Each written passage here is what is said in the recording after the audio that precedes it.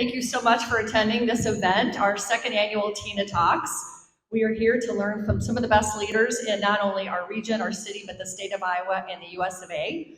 Because these people that are here today are going to impart incredible words of wisdom to you, for you, and they will give you the gift of inspiration. I'm so excited about this. So if you don't know who I am, my name is Catherine Harrington. I'm the very proud president and CEO of the best city in the land, the West Des Moines Chamber of Commerce. So again, really am honored that you're here. I do want to recognize some wonderful folks in the room, particularly Representative Mary Madison with the Iowa Legislature, District 31. Thank you so much, Mary. Please round of applause for Mary Madison. I also want to thank our presenting sponsor, Christine Osborne and her team with Christopher's Fine Jewelry. This is the second year in a row that you have sponsored this amazing inspirational event. So thank you. And Christine's going to be our MC today. So she just flew in from Vegas. So you'll be doing great. You'll be good. You'll be doing awesome. I also want to thank our champion sponsors, Bankers Trust. Bankers Trust is in the house. Yes. Thank you so much. Love it. And IMT Insurance. So really appreciate all of your support. So we have an incredible lineup today of leaders, again, that have not only just made an impact on our city, but in America. And they're going to talk about leadership and what that looks like and what that means. So all of our leaders have 10 minutes to impart their words of wisdom, and Christine's going to be our MC guiding us through that. And then after that, we have a 1-hour cocktail hour. So we encourage you to stay with us for some complimentary cocktails in the room over there. And Anna Down made us some really fun, it's a surprise, you'll see, they're very yummy. So, so you gotta go and see, check it out. So today, we're gonna hear from Perlla Deluca, who was the Athene Black and Brown Business Summit Mel Essex honoree this year. Dr. Angela Franklin, who is moving her entire university campus to beautiful West Des Moines. Thank you, thank you, Dr. Franklin. Rosemary Parson, who was inducted to the Iowa Hall of Fame in 2021. Blanca Plascencia, who is the owner of many El Fogon restaurants and an award winner in her own right. Claudia Schabel, who was just named Women of Influence. Congratulations, that's amazing. And the ultimate Women of Influence for our state, Connie Wimer. So here she is in the house. All right, well, without further ado, I would like to introduce Christine Osborne with Christopher's Fine Jewelry to take our program from here. Thank you, Christine.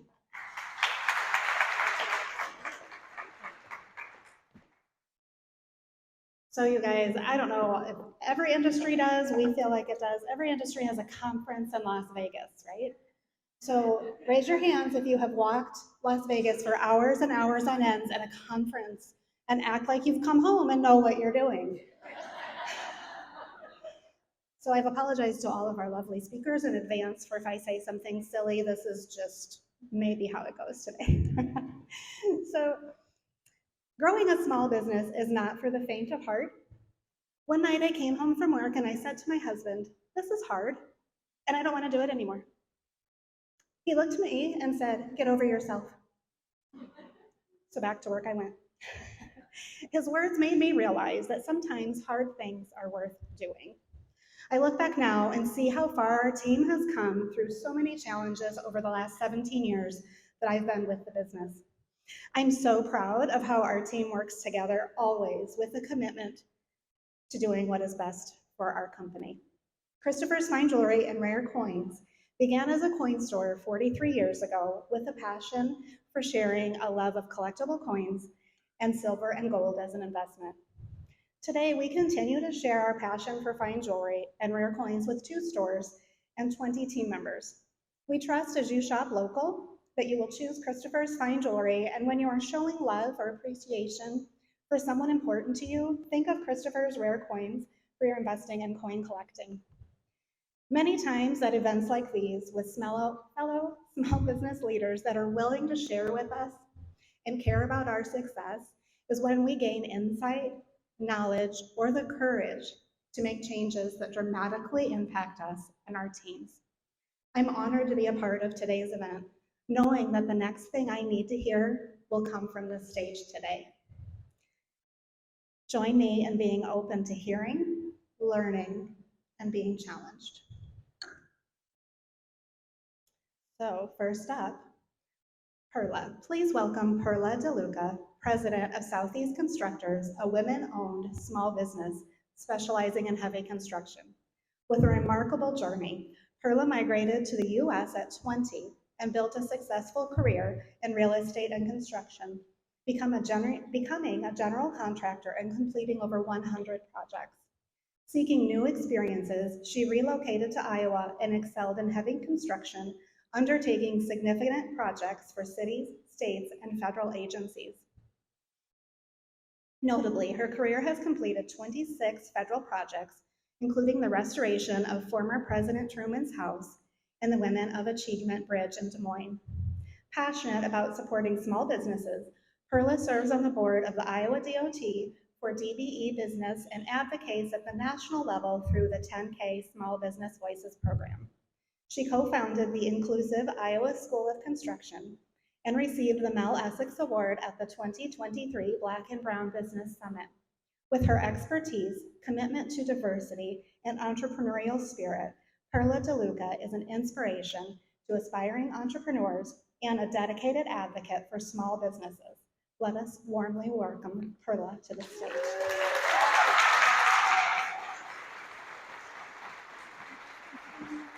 Thank you. Let's do this. Let's do that. Hello, everybody. Woo, let me hear that. What an amazing room. So excited to be here. You all know I have a strong voice, if you heard me speak before. Oh, hold on. So I'm very honored to be here, and hopefully the 10 minutes that we get to speak, I can share some experiences that you guys can relate to and in some way inspire you. Okay, on the back we have a little bit about my school, a recent project that we started, basically just to help people that are starting in construction. I'm big in women in construction, so I want to push that. I think for people that don't have an opportunity to go to college, like myself, I think it's an amazing opportunity to start a career in construction. A little bit about myself, she already told you, I came from Brazil when I was 20. Did pretty much every job you can imagine until I landed a small construction company in Florida. And then I went for my GC license, general contractor. And I was like, I think I can do this. Let me keep trying, right? Growing up in Brazil, the most amazing thing, we grew up with not much, you know that, Claudia. It's strange in my country. So growing up in Brazil, I went to a school that my dad was able to get us in through charity. But we didn't have much. We didn't even have uniforms. So at that moment, I think it's important to share that so you understand my journey. At that moment, I decided, I was 14 at the time, that I wasn't going to let other people talk me down just because I didn't have things, or I didn't look good. So I decided, you know what, I'm going to write it down, everything that I'm good at, and I'm going to take that through life. And I'm going to make my own decision about who I am. And the person I am today, it's a fighter, somebody that is willing to learn, willing to keep doing it, never gives up, and hopefully an inspiration to other girls out there. What I try to do, somebody said, Perla, I think you are like a leader by nature. I said, what does that even mean? I didn't understand. So I was like, I try to lead by example, right? I try to do my best, always do the right thing, have integrity, and show the young generation that the only way to get there is hard work. There is no way around it, So you gotta give 110%, put your heart in it, and do the best you can. I wanna end my 10 minutes, I talk fast, I know. I wanna end my 10 minutes talking about the things that got me through, because I can sit here and tell you all the issues I had coming here, where I live, I didn't have money, I'm from Brazil, all that, right? But you gotta choose a couple things in life that is gonna help you, like cope mechanisms that are gonna help you to go through, you know? So for me, my passion is what drives me. I'm passionate about what I do. I don't touch things I'm not passionate about it. Why waste time? Why half-ass something? Sorry about the word ass. But it's true, life's too short, do what you love. So I put my heart on it. Love is what keeps me focused. So I don't take opportunities that are not for me, you know? And then gratitude is what keeps me humble, and that's my favorite thing to talk about it. Gratitude, we don't think about a lot. In my country, we say, I'm grata, I'm grateful. And if you think about the word gratitude, it's a full word, it's a full feeling. There's nothing after gratitude. You're not gonna say, oh, I'm grateful, but can I have two more? So gratitude is gratitude, right? You are happy at that moment, you are content. The way it's been working for me over all the challenges is that at the end of every day, I feel gratitude. I practice the gratitude. It's not easy. If you have a horrible day, you're like, I'm so grateful for this not so good day.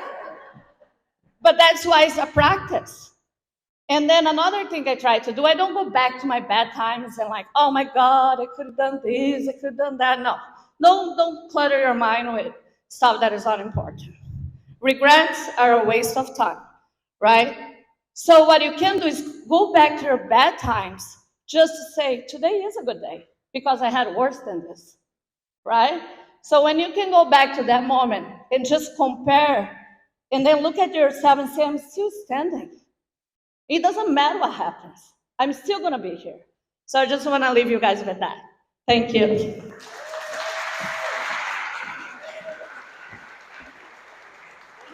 She wasn't kidding, she's fast talking. Thank you so much. Here we go, is right. Thank you. Please welcome Dr. Angela Walker Franklin. As the 15th president of the Des Moines University, she's made significant contributions to higher education over 25 years. A native of McCormick, South Carolina, Dr. Franklin is a Phi Beta Kappa and magna cum laude graduate of Furman University. With a PhD in clinical psychology from Emory University, she brings a wealth of knowledge and experience to her role. Dr. Franklin's dedication extends beyond academia as she actively serves on various local and national boards, including Bankers Trust and the Greater Des Moines Partnership. In recognition of her outstanding leadership, she was inducted into the Iowa Business Hall of Fame in 2022. Dr. Franklin's transformative vision led to the launch of the $50 million Purple and Proud campaign, resulting in the creation of a new campus in West Des Moines, set to open in 2023. Please join me in welcoming Dr. Angela Walker Franklin.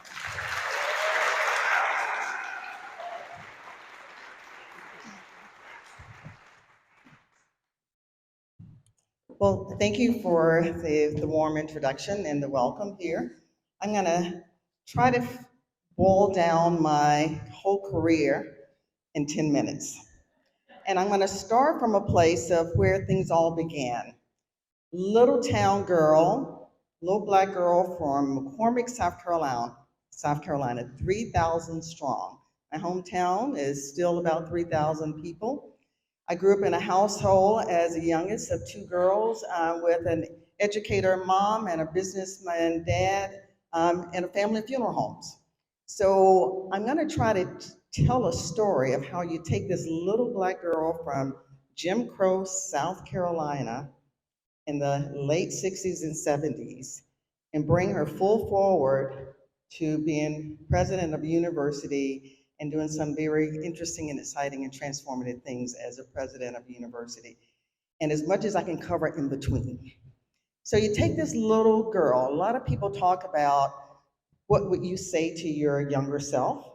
So I'm gonna try to use that as a backdrop for how I wanna share a story today. Just think about the mind of a little girl who was in a family that stressed high academic achievement. There was an expectation that you must achieve. Being a child of an educator and a business owner in a small town, there was an expectation that of course you're gonna do well in school. Of course you're gonna go on to college. Of course you're gonna do all these great things. Being the youngest of two girls, the question was always, how can I always measure up? So you grow up in a family with all these aspirations of what you must do, and a mindset of, well, how do I ever achieve that? So what comes along with that is the sense of, can I ever quite get there? Can I get to a point that I can achieve? Imposter syndrome is a real thing. And a lot of times the voices and the messages that we give our kids coming up is what actually defines that. So that later in life, you're often doubting, can I do it? What do I need to do to achieve? Can I be successful? Because there are all these things that are put on you and the stress that comes along with being able to achieve. Fast forward coming from a little town where I was one of the kids that integrated the schools. I was the only one, only little black kid in my fourth grade class from that point on. And it was unusual because that was late in the time frame for schools to be integrated. But what you get along with the sense of not only being forced to be one of the first, but to have this backdrop of you go there and you still achieve. So the pressure that comes with not only the expectation from family, but everyone's eyes on you now to see if you're gonna sink or swim. That created a sort of a tough exterior, the sense that I'm expected to achieve, and there's a lot of opposition out there to keep me from being able to do that. So the mind of this little kid, 7, 8, 9-year-old, who had this imprint of you must do well, you must achieve, and all the doubt that comes from, will I ever be able to do it? Fast forward to going through college, getting a degree, and actually I remember being a graduate of Furman University and deciding to major in psychology. Then again, a message from family that, what are you gonna do with that degree? So there was always a sense of, you're never going to quite get there. Do you want to go to medical school? What do you want to do with that? I want to be a psychologist. So I'm going on to be a psychologist. The story that I love to share, even with my own kids, is sometimes it's important for you not to pigeonhole yourself or typecast yourself and move along on a journey of achievement, taking the opportunities as they come, because it's not always going to work out the way you intended.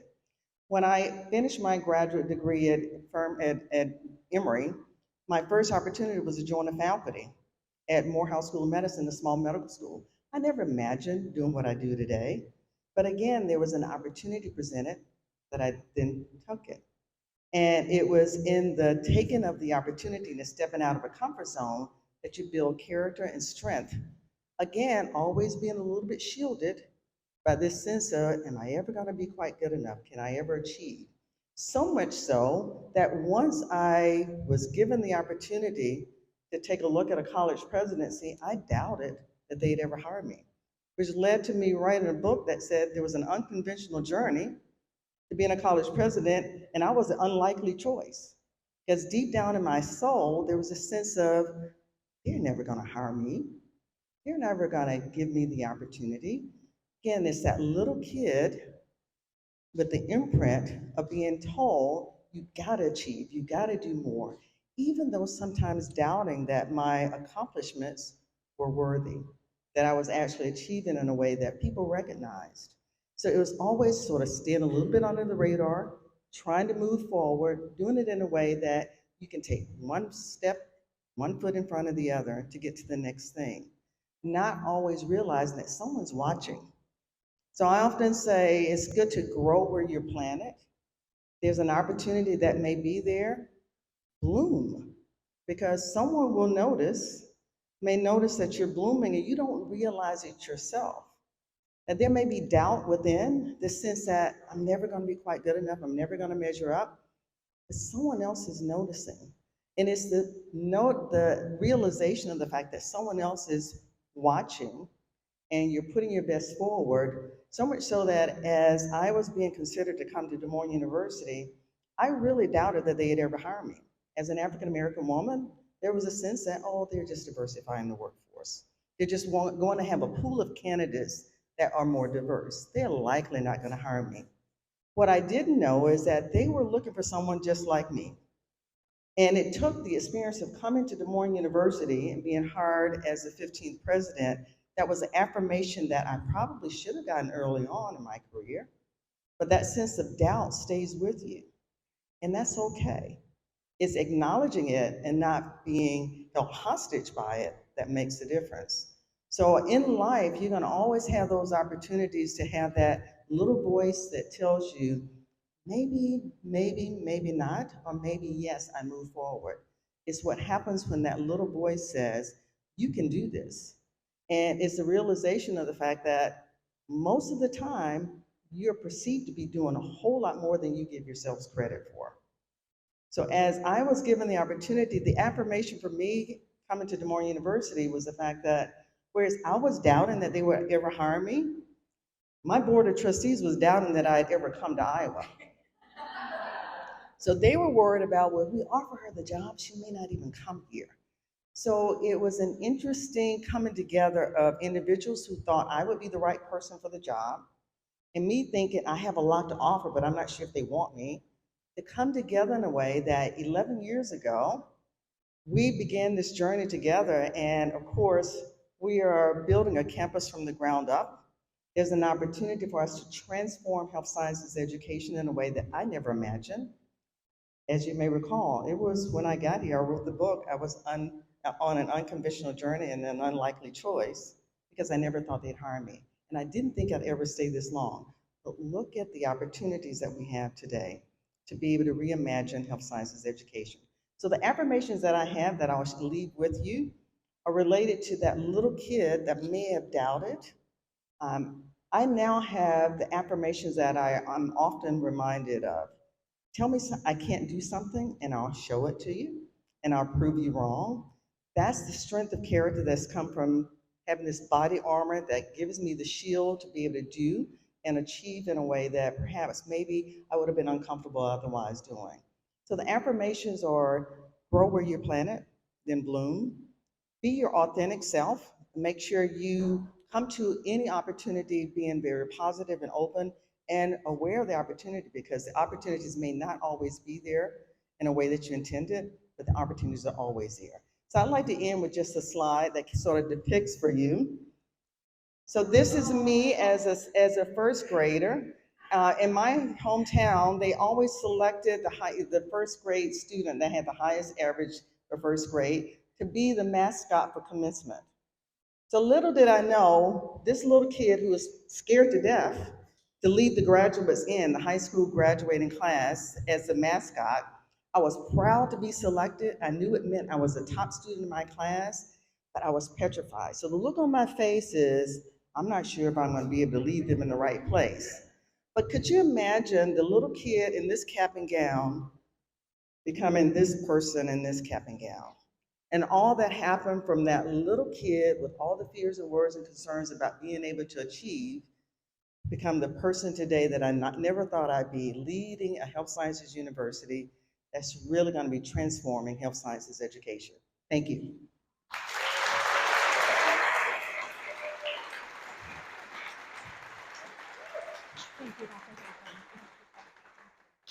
Thank you, Dr. Franklin. Wow. We've got lots more to go, and are you getting, I know, are you making notes? I see it. Are you thinking about what do you need to take away from today? Some pretty neat challenges. Thank you. Please welcome Rosemary Parson. With over 25 years of experience, she is a trailblazer in the field of operations and community relations. As the Senior Vice President of Administration and Community Relations at Equitrust Life Insurance Company, Rosemary's leadership has been instrumental in the organization's success. Prior to that, she held senior roles at Conseco Inc., overseeing operations and technology initiatives for mergers and acquisitions. Rosemary actively serves on the board of the Des Moines Arts Center and is passionate about mentoring young adult students in financial literacy and personal development. Her accomplishments include being the first African American inducted into the Iowa Insurance Hall of Fame. Rosemary has recently joined West Bank Corporation, Inc. and West Bank as an independent director. Please join me in welcoming Rosemary.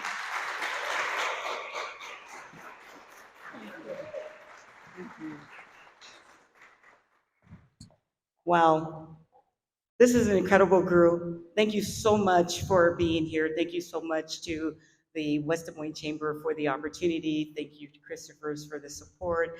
Thank you to my wonderful speakers who have led us through some great speaking motivations here. This is talking about leadership today, and I was jumped at the chance to be able to do this because I believe so much that we hear about our wonderful journeys, and we often hear about the successes that so many of us make. And then we hear about a lot of the support systems that we get when we're on our journeys. And one of the things I love about this program is that you get to hear, as we've heard so far today, and we'll hear again, about the middle. What does that middle look like? And I'm going to take you back to when I was a kid. My favorite theme was a song, and I don't know how many people remember, and it's Follow the Leader. I don't know if anyone knows that. I can't sing, but I can tell you it's Follow the Leader to Bombay, follow the leader to Bombay.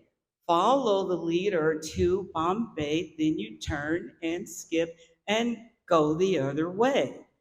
So when I was introduced to that, I was so excited about this, and I really wanted to understand this. So when it was introduced to our class, the requirement was for someone to volunteer to demonstrate this and to lead this. So I, of course, raised my hand.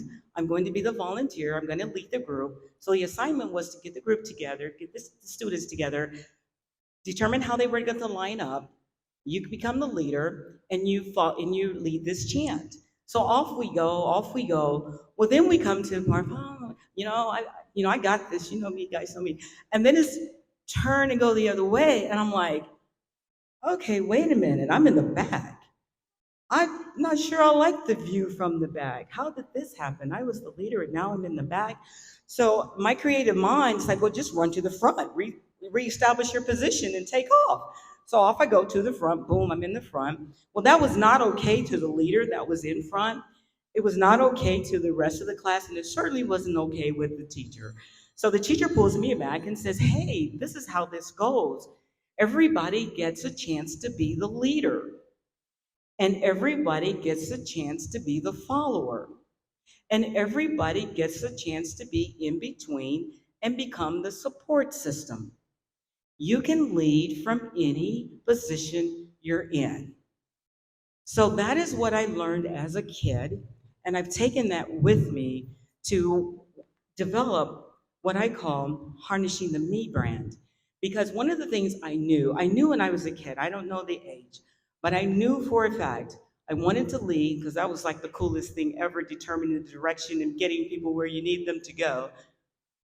I wanted to carry a briefcase, had no idea what was in it. And I wanted to sit at that corporate board table. I saw it on television. It was a mile long, had 100 chairs around it, and they were doing something, didn't know what they were talking about, but I wanted to have a seat at that table. That's what I knew for sure. The problem, as we just heard, is I look like this. That was the problem. I was female, I was Black, from the inner city, and none of those things said finance, insurance. None of those things said division, business, none of those things. But I had to figure out how to harness the brand of me and make that work. So what I did was I went and I decided, okay, I'm going to have to figure out what's important to this business so that when you see me, you see what I can accomplish. So I knew for a fact I had to demonstrate I knew leadership. I had to demonstrate that I was on a journey to understand the securities world. And I had to demonstrate that I understood the Blue Book and how to read a financial statement and how the organizations made money and all those great things. But what did that have to do with me? A lot of people can do that. I knew I had to build a brand portfolio. And what a brand portfolio meant, and trust me, I am not young, so this was way before the twit, way before the gram, and much way before the talk. I had a brand. And I knew I had to put together elements that all in one were only me. And it's different from a resume because a resume you can put out there and it can tell you exactly what you've done and what you've accomplished and what you've achieved and where you went to school. But your brand portfolio, your me portfolio, that says, this is who I am. This is what I can bring to the table. And this is what, without a doubt, I will be able to demonstrate my values with. I will be able to demonstrate how I can differentiate myself from the next.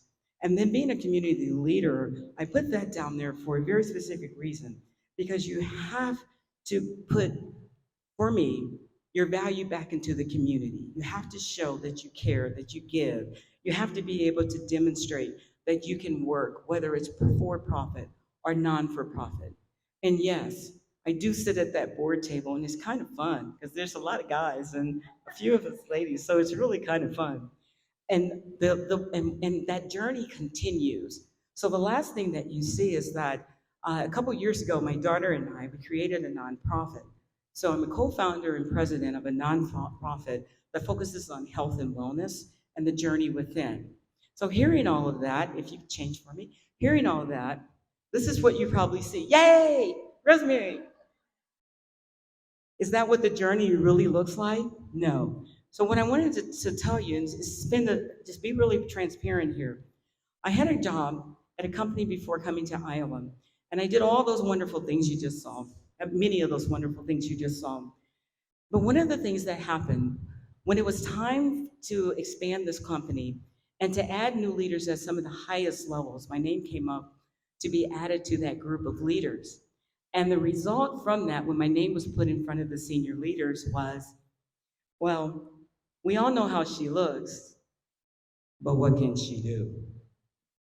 And that was told to me by a person in the room, that my direct report. That was told to me. And I said, well, what do you mean, what can I do? I've written the scripts for all of these elements, and I've done the strategies for all of these moves. I've had mergers and acquisitions all across this nation. What are you talking about? I've outsourced, I've dropped lines over the sea, I've gone into India, I've led the technology down in Hyderabad. What are you talking about? Well, Rosemary grew up in the era where there's no I in team. If the team wins, we all win. If your group succeeds, we all succeed. If your group accomplishes an accomplishment, we all know about that accomplishment. There's no need to put your name on it. It's a team.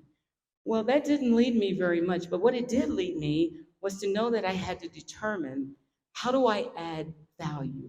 What is my value add factor? And I'm going to challenge everyone to know what your value add factor is. And once you know what it is you uniquely bring to the table that no one else can beat you at, that's when you know it's your value add factor. And then you have to own it with confidence. And you have to be that person that walks in. Because the one thing we can't do as people of color is we cannot walk in and fit in when it doesn't work. There's nothing we can do. So, so then I looked at a lesson number 2. And then when you're assigned a lot of jobs that you really don't understand how you even got them, because they're the most difficult, they're challenging, and they have nothing to do with what you've done before, you take them on. And when you take them on, that's how you build your brand portfolio, because it consists of a record of experiences, not just in the business, but in personal and in community. And then you end up in a place like this. And this is a road, and my journey has been definitely one that has curved. And I call it my career curves. And normally on a road, you have directionals. But because my road is so complicated, I have to have a book because I have to constantly document and journal what's going on. So when I had the offer here, is because of my brand portfolio that people knew about me. I had no resume out there, it didn't even exist. People knew about me, and that's how I ended up here.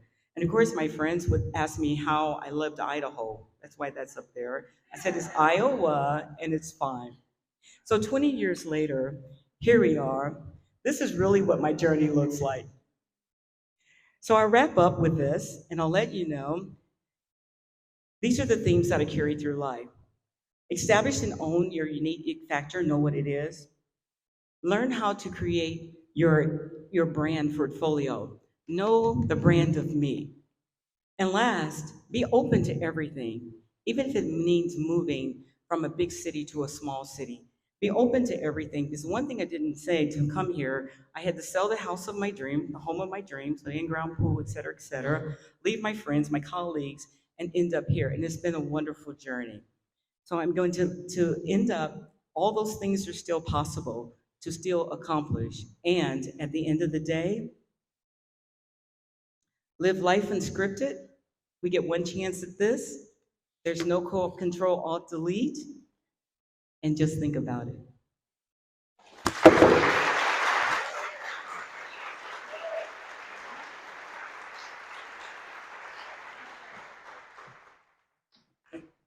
I want to be just like you when I grow up. Thank you. All right, more notes, right? Gotten them all written down, moving on, going, okay, I can't forget that. I have to let that sink in because there's a lot more. But that's awesome. Thank you. All right, Blanca, I'm going to do it. Please welcome Blanca Plascencia. Starting from humble beginnings in Guadalajara, Mexico, Blanca's journey in the restaurant industry began at the age of 21, where she climbed the ranks from a busser to a manager. Blanca's dedication to the community is evident through her involvement in various boards and her numerous accolades. Recognized as one of the 40 women to watch by the Iowa Restaurant Association and a recipient of the Latina Achievement Award, she has made a significant impact in the hospitality industry. Her small business success and contribution to Iowa's economy were acknowledged with the Impact Award from the Small Business Administration. Furthermore, Blanca was honored during Hispanic Heritage Month by Bankers Trust and recognized as a 2022 Iowa Restaurant Association American Dream honoree. Most recently, she was named a Woman of Influence honoree by Iowa State University Ivy College of Business. With her inspiring journey and passion for community involvement, Blanca Plascencia is poised to create a positive impact. Please join me in giving a warm welcome to Blanca. Thank you so much. Hello, everyone. Good afternoon. I'm just very grateful for the opportunity to be here today. Thanks. And I just want to say something. I'm not here because I am the big, successful leader, and I'm going to show you how to become a very successful leader. I am here because I am on my learning path, and I am here because I believe in my very own belief system that speaking in front of this amazing audience today is part of leadership. Being brave and do something that you don't feel that you are ready for, that you're prepared for, but do it anyways, that is part of leadership. So I was just thinking, what is leadership?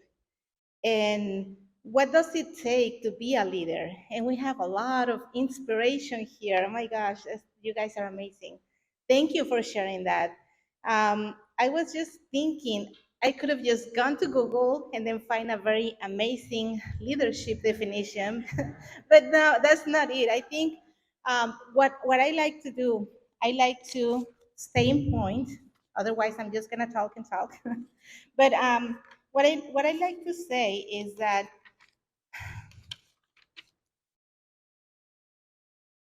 we all have struggles. You know, I am an immigrant. I came to Iowa when I was 20 years old, and I came here with a lot of dreams. I was studying sociology at the University of Guadalajara, and I was hoping to be, I don't know, a politician or a diplomatic, and I will travel the world first class, you know, and do amazing things around the world.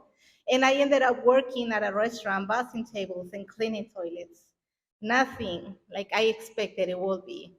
I met someone, fell in love, didn't work, and I was living my very own American dream, which was full of struggles, working from 10 a.m. to 10 p.m., And more than half of the tips that I was making was going to the babysitter. My kids were raised by babysitters. It was not the American dream that I was hoping to get, you know. And, there is a saying in Spanish, it says, cuando la pobreza entra por la puerta, el amor sale por la ventana, which means when poverty walks through your door, love escapes through the window. And that's what happened to me. So I didn't live the American dream that I was hoping to live. I left my home, my family, my language, everything that I knew. I left it to come here to give my kids a better opportunity, to give them a better life, and it wasn't happening. So I just was questioning myself, what am I doing wrong? Why isn't this working? So that's when I have a friend, his name is Alfredo, and I'm so grateful for him. One day he came to me, he was a server like me. And then he came to me, he said, Blanca, I am leaving, I am opening my own restaurant, and I'm going to Minnesota. And I was so happy for him. But then he said, one day maybe we can partner up. You know every position in the restaurant, and then I met another special someone, my husband Said, he knows everything in the kitchen. Maybe we can partner up and open a restaurant. And then I realized, like, oh my gosh, why didn't I think of this myself? Why I never thought about it? It's true. I knew everything, and my husband knew everything in the kitchen. And I think what Alfredo did was leadership. He was able to see others and to recognize others. And he was able to change my life. And I am so grateful for that and for him. And that's leadership right there. So I don't have the time to explain to you everything that 3 years took from that moment until July 8th of 2017 when we opened El Fogon at 1258th Street. It's going to be 6 years now since we first opened. And thank you. Thank you. I am very, very grateful for all you, for the opportunity, for supporting, and I'm very grateful to God for the opportunity to be here. But when I was in the process of getting ready to open the restaurant, I had a very big list. We need a place, checked. We need equipment, checked. We need to hire people, oh, checked. We needed 17 people. And I'm like, okay, I'm just gonna hire 17 people. I'm gonna tell them what to do and how to do it. Checked. Well, no. It's not like that at all. My gosh. And that was the other very big part of leadership. Hiring people in a business is hiring people like me, real people with broken dreams, real people with families, people that have struggled with money. They are there because they need the money and they need the job. And how can I make these people do what I want them to do? I cannot. That doesn't work. So what I learned is that I didn't need 17 people to work with me. I needed a team. And when I realized that, I learned this is leadership. You know, they're not just people that are gonna come and do their job and I pay them. No, it's people. How can I make these 17 people? How can I service these people? How can I help them? How can I help them achieve their dreams, because they also have dreams? And what can I do for them so they can have a better, a happier life? And I realized that is leadership. So I found online this amazing quote, and I think I might have heard it in here before, maybe last year, I don't remember. But this is something from the Bible, and then it's a word that it took me so many years to understand because of my English and because of the meaning of the word. And that word is know thyself. Know thyself. So I'm going to read this quote. It says, the first principle for saying no to people pleasing is to know human nature. The second principle is to know your identity. Jesus refused to be made an earthly king because he knew who he was. And this is John 6:15. So this is amazing, I think. I really believe that leadership is a very spiritual way of being. I think it's a path for a spiritual to getting to know yourself. You know, for like 10 years that I was here, I just had my list with check marks, you know. And then I just said, okay, I'm gonna learn English, I'm gonna blend in, and I'm gonna be very successful. Well, it's not like that. I realized that to do that, I tried to erase the 21 years that I lived and I grew up in Guadalajara because I wanted to blend in. And by erasing that, I wasn't happy and I didn't succeed in my marriage because I was trying to be someone that it wasn't me. So what I learned is to question myself who I am. I think that is very important. Know thyself, who I am. And then where I came from, when I learned to know who I am and I learned to embrace myself, I came from Mexico, I came from this culture, and I cannot erase that. I learned English and I have this accent, and this is me. And by knowing that and embracing that, I think that is in the path of leadership. Because once people, once you show to the people as an open and honest person, they can trust you. And once they trust you, then they can help you fulfill your dreams. So I think that is a very big part of leadership. So if someone is ever interested in being a leader or learning the path, because this is like a lifelong path, what I will say is just be grateful. Perla was saying that be grateful on what you have today. If you think about it seriously, to be here, to speak English, to have a social security number, to have a driver's license, my gosh, that is a very big privilege. A lot of our people don't have any of that, and it's very, very hard for them. So just be grateful of what you have. Don't judge other people because you never know what they've been through. Please just pay it forward, be vulnerable, and speak in front of an audience, even if you don't feel that you're ready for. You're never gonna be ready for whatever you're gonna do. If you wait until you graduate, until you have the body, the dream, the house, whatever it is that you're waiting for, that's not gonna happen. Just get in front of the audience and just speak. And then just do whatever it feels right in your heart. I think for leadership, I think that's very, very important. Just, I believe that your intuition is God speaking to you. And so if you're brave and you're listening to your intuition, then that's leadership. Just do what feels right in your heart and you're in the way. Thank you.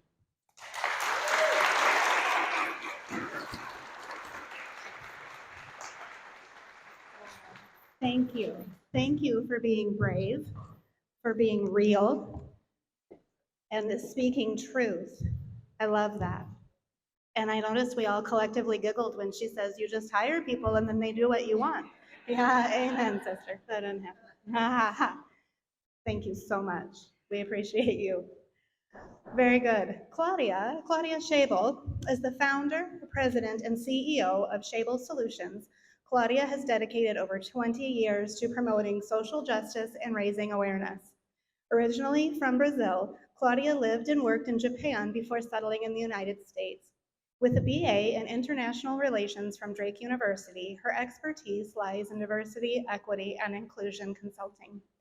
She brings a wealth of expertise from working with Fortune 100 and Fortune 500 companies, combining her DEI and human resource background with her multicultural perspective. Claudia's impact extends beyond her professional endeavors. She served as a commissioner on the City of Des Moines Civil and Human Rights Commission and currently holds the role of Director of Diversity on the Iowa Society for Human Resource Management State Council.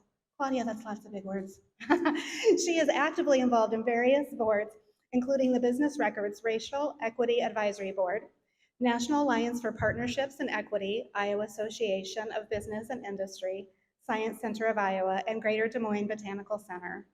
Claudia's outstanding leadership has earned her numerous accolades, including City Views, Business Journal's 22 from 22 award, and being recognized as 40 Under 40 honoree by the Business Record in 2008.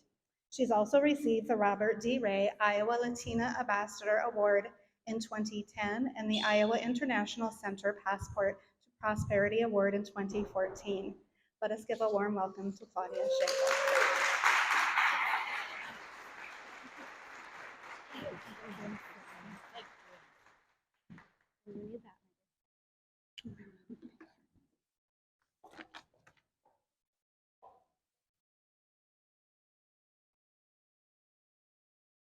Once upon a time, the Sears Tower in Chicago became the world's tallest building. Richard Nixon became the first US president forced to resign after a scandal. Stephen King, a 26-year-old author, published his first novel titled Carrie. And this is about the time when I entered the world. And I didn't come alone. You can say that I had a follower. This is my twin sister, Carla. Since a very early age, I was always compared, always asked who leads who. So I was introduced to this concept of leadership early on. Are you the leader? Are you the leader? And that concept never really crystallized to me when I was a young person. Often I thought of leadership in a different way. Now, many of you might have a different take on what being a twin means. Many of you are like, oh, how cute. But when we're together, we can be very scary. Today, I will take a moment to talk about my life lessons about leadership. I will focus on 3 major moments in my life. And I would be remiss if I didn't tell you that I'm still a work in progress. And kudos to all of the presenters today talking about hard work, gratefulness, talking about your own brand, talking about the imposter syndrome that many of us are still trying to decode from our brains, and having a mantra that replaces that. That is amazing. And the American dream, I wouldn't be here if I didn't have my own American dream, right? So when we talk about leadership, it took me a moment to really realize what that is. And the first moment is when I reflect on where I came from. I was born during a military dictatorship in Brazil that lasted for 21 years. It started in the 1960s and ended in 1985. So I always heard the adults talking about leadership in the context of the military, the armed forces. The second concept was in the soccer field, of course. Brazil was solidifying its role as a major soccer team with many awards, and often this is what grabbed people's attention. So we never explored that concept well. So when I think about leadership, I realized that my parents were the first leaders and the ones that matter the most in my life.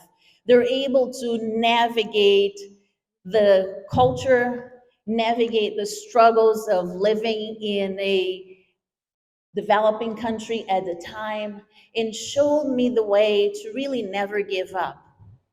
My mom and my dad worked really hard in showing us that despite all economic crisis, high inflation, and difficulties, we could do what we wanted to do.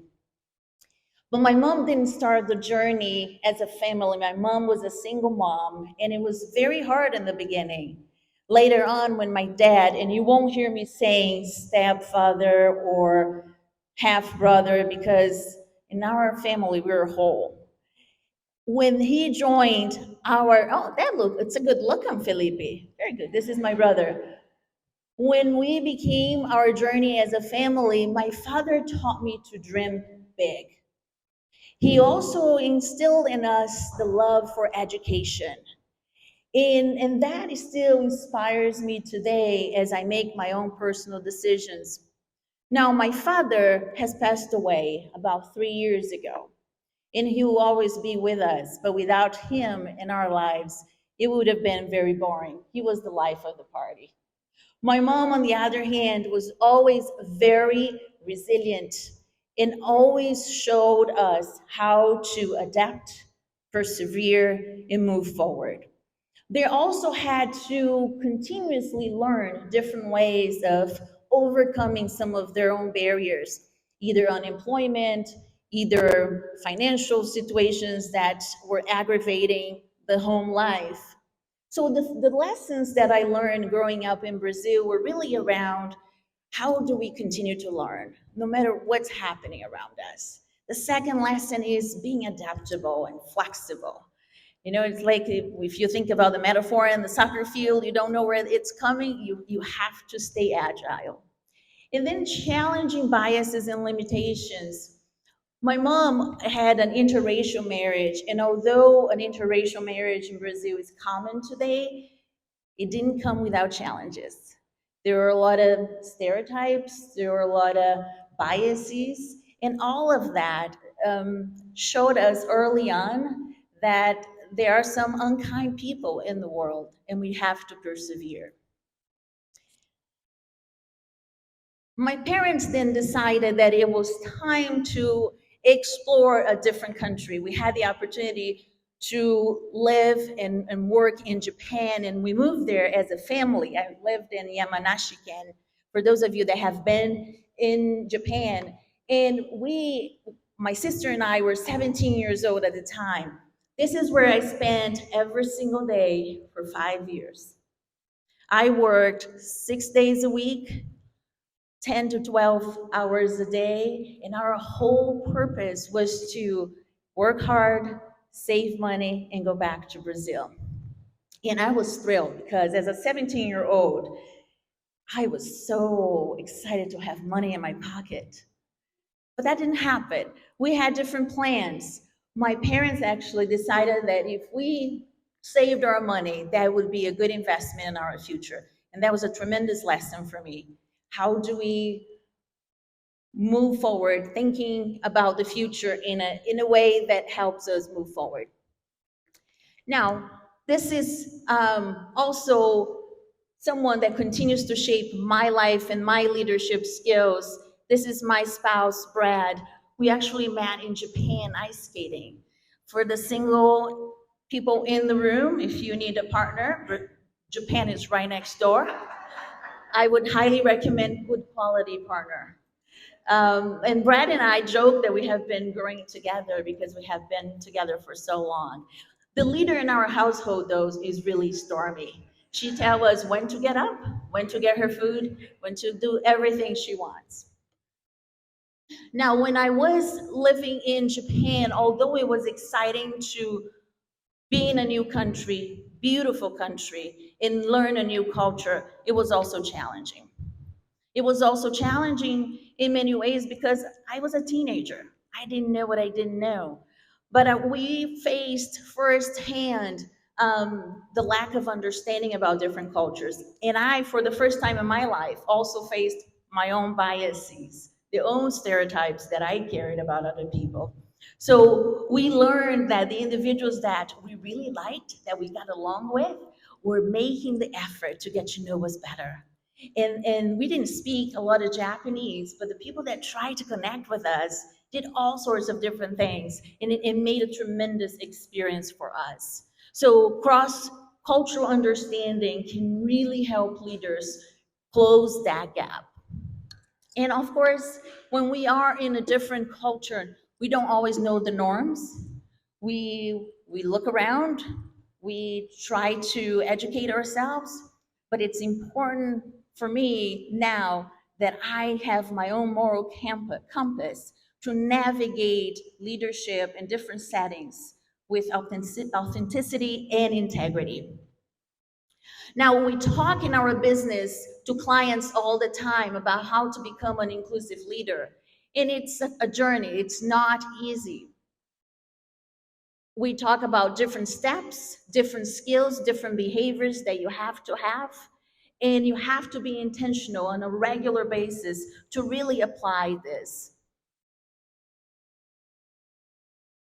These are questions that we often share with our clients about how do you assess inclusivity and belonging in your workplace. These are 3 questions that could really help get you a baseline on what inclusivity looks like. Lesson number 3, to finalize my remarks today.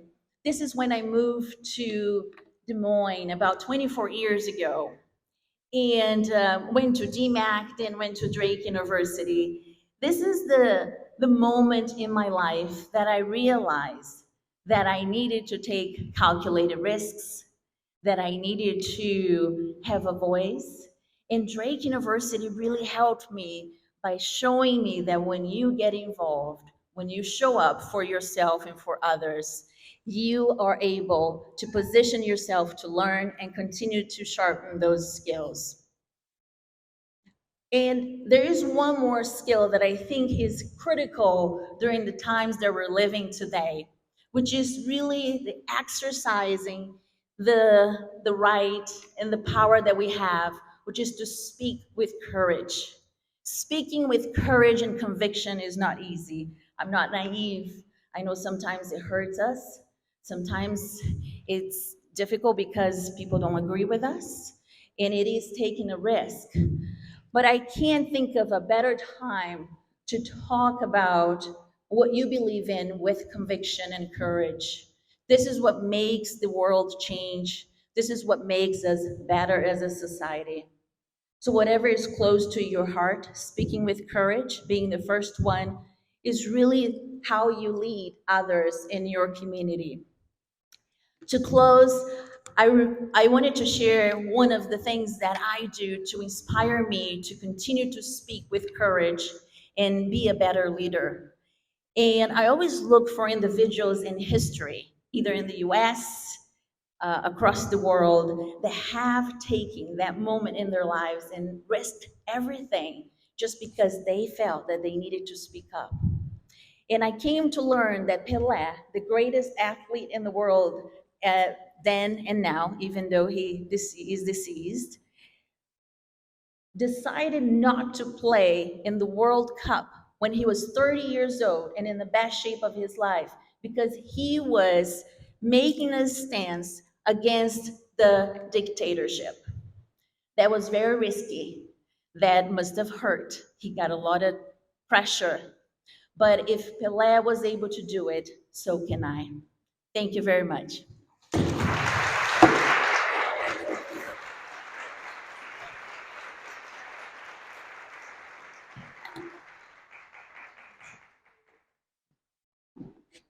Claudia, thank you. Thank you. More bravery, more courage. I love this. Ladies, we are, and gentlemen, Dave, there in the back, writing notes, learning lots. Thank you. Thank you. Please welcome Connie Wimer. As the owner and chairman of Business Publications Corporations, she has made remarkable contributions to the publishing industry. Connie's leadership has resulted in the publication of numerous magazines and the successful organization of over 25 annual events. Beyond her professional achievements, she actively serves on civic, charitable, and higher education boards, displaying her commitment to the community. Notably, Connie founded WineFest and holds the distinction of being the first woman to serve as chair of the Greater Des Moines Chamber. Her outstanding contributions have been recognized with the Business Hall of Fame Award and prestigious accolades from the editor and publisher and the City Regional Magazine Association. With her visionary leadership and dedication, Connie continues to inspire and make a lasting impact. Please join me in welcoming Connie Wimer.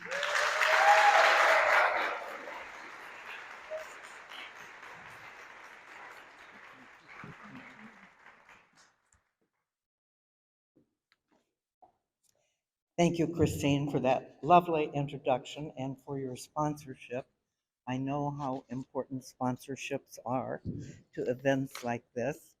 And Catherine, thank you for developing this wonderful, wonderful program, and to all of your staff. I mentioned to one of the other speakers that when I'm in a room filled with women like this, it just gives me energy. I love it. I leave walking about 2 feet off the ground. So it's wonderful to see you all. And I see that there are many, many leaders in the room. They're not here to learn how to be a leader, they are a leader. So you have a great list for future years to speak. Well, I was a little concerned about being the last one to speak, thinking everything's been said, and I loved everything that was said. I really, really enjoyed it. And the fun thing is that what I have prepared to talk about will refer to something almost everyone else has said. I'll maybe put it in different words, but you know, sometimes we need to hear things more than once or twice or 3 times to really let it sink in and make a difference in our life. So what I did to prepare today is to go through my mentoring files. Over the years, I've mentored a lot of young people, and I chose 6 or 7 points that I've made consistently over the years with those young people who, in most cases, wanted to be leaders, and many of them have become leaders. And I'm going to start out with the word brand. I've been hearing it so much lately. I just came from a conference in Baltimore, and they had a whole session on personal brand. And I analyzed it, and I thought, you know, what your personal brand is really your personality, your knowledge, and maybe most importantly, your integrity. Your reputation is so dependent upon your integrity. And always doing the right thing pays such incredible benefits. First of all, you sleep well every night. That's worthwhile. Second of all, people respect you for it, particularly if you go that extra step and always do the right thing. It builds over the years, and people trust you, and there's no greater asset than the trust of other people. It also allows you to love yourself, and I think that's very important going into the next thing I want to talk about, success and happiness. You know, I love the description, success is getting what you want, but happiness is wanting what you get. And I want to make the point that over your lifetime, it will change. What you want will change. Sometimes we work very hard for something, achieve it, and it's not as satisfying as we thought it would be. So always keep that balance. And this is the point that I also want to make about it's never too late. I have women in their late 30s, 40s, even 50s coming to me saying, oh, I wish I would have, or I wish I could. It's never too late. And I can give you a perfect example of that. The business record will be 40 years old this year. You'll be invited to a party later in the year to celebrate that. And DSM magazine, ironically, is 20 years old this year, so we'll be celebrating both of them toward the end of the year. And when I started the business record, a lot of you know this in the room, but some of you will be surprised. I was 50 years old when I started the business record.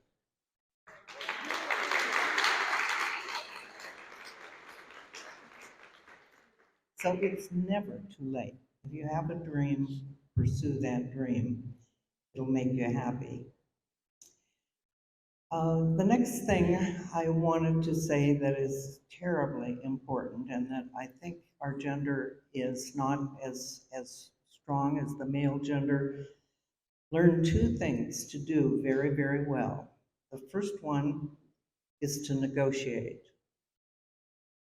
And it makes such a difference in your life. And if you think about it, you know, your life is filled with negotiations, whether it's with your children or your teachers, your spouse, or your partner.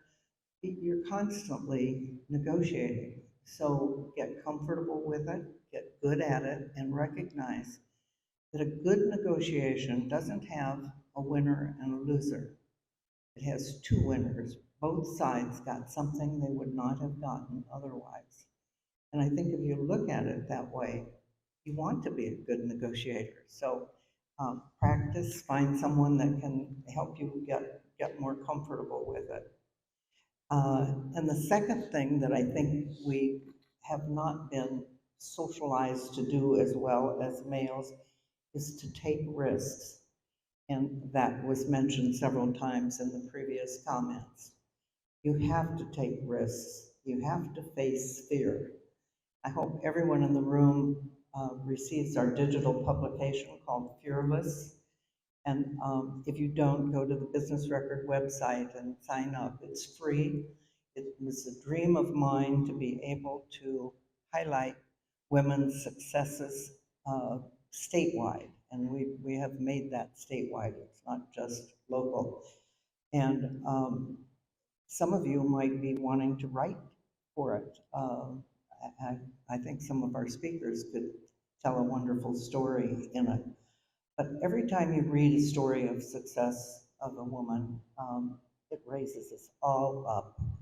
And so learn to take risks. I frequently tell young people, you need to learn to live with fear. You know, when we talk about a fireman going into a burning building to save a child's life or an animal's life, we say, oh, he was fearless. He went in there. Well, we all know his heart was pounding. He was frightened to death.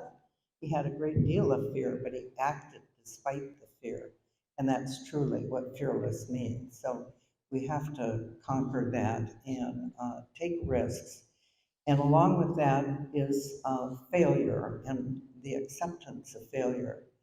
You know, in my later years, people frequently say, oh, everything you touch turns to gold. Well, that is certainly not the case. I have made so many mistakes and had failures. But I look at failure as another way of learning. And if you persevere, you've learned something, you can do it better the second time or the third time, however long it takes. How many of you play Wordle? I love Wordle. And, you know, they give you 6 chances to get it right. And you're a winner if you get it on the 6th time. You're not a failure because you didn't guess it the very first time. The next advice that I give to young people is to surround yourself with smart people, both in your personal life and in your professional life. Adopt lifelong learning. And it's so fun to have a friend that knows a lot about something you don't know anything or very much about. And it's a learning process, and it's a very pleasant one. But I feel the same way in my company.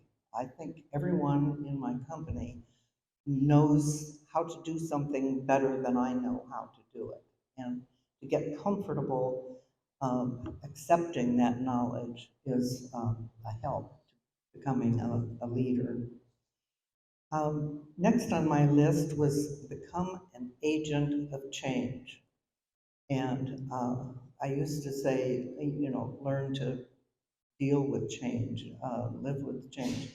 But that's not enough. We have to be the agent out there looking for what's going to happen tomorrow, because the world is moving so quickly now. How many of you have played around with AI, the chat GPT? Isn't it fun? This conference I just came from had a session on AI also, and I learned so much about things that you can do and things you can't do, and you can't rely on it for many things. And I know it's frightening to think about. It could become a problem in some ways, but at the current time, I think it's exciting. Next on my list is be a realistic optimist. And by that, I mean expect the best, no matter what your effort is. On the other hand, be prepared for the worst. You've prepared, so you'll be able to handle it if the best doesn't happen. But if you're expecting the worst, you're almost sure to get it. It just works that way. When I owned Iowa Title, and the realtors would bring the abstract in, and at the beginning, it took 2 weeks. And of course, the realtor doesn't get paid until everything's taken care of. So they were always in a hurry. And the motto that I gave to all of the staff was under promise and over deliver.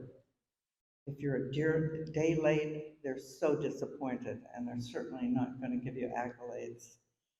But if you tell them 2 days and can do it in 1 day, they're thrilled, and they'll become a loyal customer. So under promise and over deliver along the way. And last on my list is great leaders create other leaders. And I challenge you to go out as you pursue your dreams, to each and every day find a way to help, particularly another woman. That doesn't mean we don't want to help you, Craig. But we were starting from behind in the professional world, and we have a ways to make up. So I just try at night when I go to sleep to think, who did I help today? Did I make an introduction? You know, sometimes a sincere compliment, when you have that imposter feeling inside, a sincere compliment can mean the world to someone. So there's simple ways to do it, but think about it and work at it. I'm going to finish with a quote and then kind of a poem. The quote is John Gardner, and he said, "We are often faced with great opportunities brilliantly disguised as insolvable problems." I know that's long, but I'm going to give you a really quick story about once when it literally saved my life, certainly saved my business. I bought a small company called The Daily Record, and I bought it on a 20-year contract from a lovely gentleman who was going to use those payments as his retirement. And 18 months after I purchased it, the judges gave me 5 days notice that they no longer needed an official legal paper. And so I had no product and no revenue and 18 and a half years of payments that I was determined I was going to make.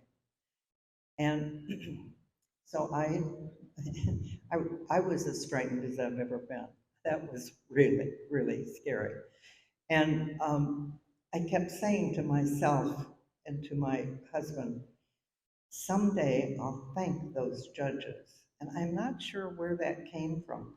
But the ironic thing is, I look back now, I am so grateful to them because I would never have taken the risks that I had to take to do what I did.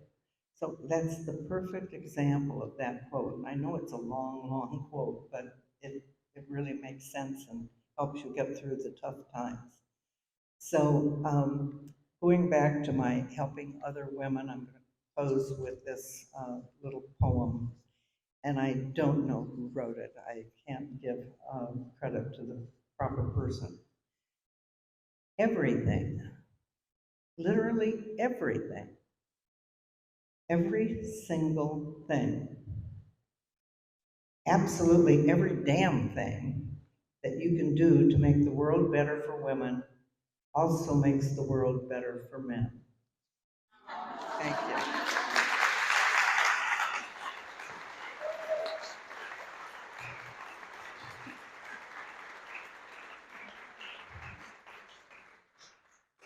Wow. Now I get to be the last one to come up here. My goodness. Wow. Thank you. So I have an opportunity to ask you to take a moment. At the beginning, we said there's lots of things that might challenge you or inspire you or give you a moment to think, okay, I can be brave. I can be an agent of change. I can step outside of where I am today and make things different. So take a moment and think, what's that one thing that you know you heard, that you felt a nudge and thought, okay, that's for me. I need to take that today and move that forward. What will that be for you? It's important that we come to these things and we meet each other and we listen and we learn. I'm honored to have the opportunity to invest in our community and stand up here with you. But at the end of the day, if we don't take what we've learned today and make a change for ourselves, for our businesses, and for our communities, I'm not sure what else we were doing here. So thank you for taking your afternoon. I know we're all busy and you had, as they say on Southwest Airlines, choices to make as to where to be today. Gratefully, they brought me back so I could be here with you. And thank you for being here today. I have truly enjoyed this opportunity. I know we'll get some time together to network and to be grateful to those that spoke to us today. And I'm grateful to Catherine for the opportunities. They are lovely, hardworking people that do so much for our community, and I'm so grateful to have been here with you today.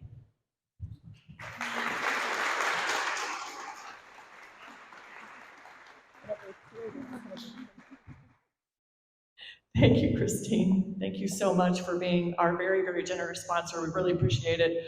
I'm not used to sitting down for an hour and a half with these heels on. Oh my gosh. That was amazing. I took so many notes. Next year, we're going to bring books for everybody with pens. We do have beautiful Christopher's Fine Jewelry pens, however, but we need the notebooks. So next year, we'll bring the notebooks, right? So don't let me forget that. That's going to be amazing. This was an incredible event. We videotaped this today. So if for some reason you want to go back and listen and learn, it will be videotaped. Thank you to Tom Florian for making that possible. Honestly, that's a huge, huge lift. And that's wonderful. So excited about that. And thank you, of course, to the amazing Christopher Meharry. I love seeing you at all these beautiful moments in our lives. I know it's a special event when you're in the room. So thank you, Christopher. Appreciate you very much. Did our beautiful Loretta Seaman leave? I wanted to introduce Loretta as well. So Loretta was here as well. She was our first city councilwoman in the city of West Des Moines, the very first. And Renee Hardman is the very second first black woman, but very second woman, city councilwoman in the city of West Des Moines. She just texted me. She is sick that she's not here. She wants to say she's so sorry. She wanted to be here so, so bad. And you know, Renee Hardman, her passion is just second to none, right? So I learned so much from all of you. I'm gonna try to make like a story so that everybody can kind of read to and reflect. It was incredible. And I have a little doggy too named not Stormy. You have Stormy, I have Bella. Bella's our leader too at our house. And I wanna thank my wonderful husband, my mentor, my life partner, Craig, for coming today. It's amazing. Thank you, Craig. We also have a couple of other gentlemen in the room. I do want to call them out. We have Dave Wan in the back. Dave Wan, chamber member, chamber champion. Thank you, Dave, for coming. Thank you. And Veda Grantham. Thank you, Veda. Another chamber champion, chamber member. Thank you, Veda, for coming. Appreciate you so much. So these events would not be possible without our incredible team. They are hardworking, very passionate. And they have a very a work ethic that is second to none because they care deeply about what they do. And if you know the chamber team, they will do anything for anybody to make sure they succeed in business and in life. So I want to say thank you, congratulations to the chamber team for putting this great event on and all of our 150 other events and gatherings we do each year. So Tiffany Piper is fairly new on our team, but Tiffany, you organized this incredible event. So thank you, Tiffany, our events and experiences coordinator. Thank you, Tiffany, so much. And I want to mention that our West Des Moines Leadership Academy, we still have applications through Friday that are open. If you're interested in someone you know that you want to mentor, the Leadership Academy is life-changing. We're in our 16th year. It is nationally recognized, and Kara Matherson leads our Leadership Academy. So Kara, she's been very, very busy. So I love it. All right. So, and we have a brand new team member, 2 weeks. Is that right, Everett? About 2 weeks. I lose track. So Everett Mulliken from Drake University, brand new team member. So thank you, Everett. We are expanding like crazy, you all. So we're here to tell those stories, and we really want West Des Moines to be the best city on the planet to live, work, and play. But we're such a huge city. We are number 6 in size in the state of Iowa. So we really feel like we have a personal responsibility to not only highlight West Des Moines, but highlight our region and highlight our state, and highlight it from a perspective of, you know what, you are welcome here. Because it doesn't matter who you are, where you come from, or who you love. You are welcome here. You are welcome in West Des Moines, and you're welcome in Iowa. So we're embarking on a national advertising campaign this summer to tell those stories of those people that moved here and decided to stay, because we have a great community, right? We have a great community. So we are going to be telling the world about how great our community is, how great our amazing leaders are, and why you should be moving here. So watch for more news on that. Well, with that, again, thank you to Christopher's Fine Jewelry. Thank you to IMT Insurance. Thank you to Bankers Trust. We appreciate it. We've got drinks and amazing food by Anna Dowd in the next room. So thank you so much, everybody. Enjoy the rest of your day.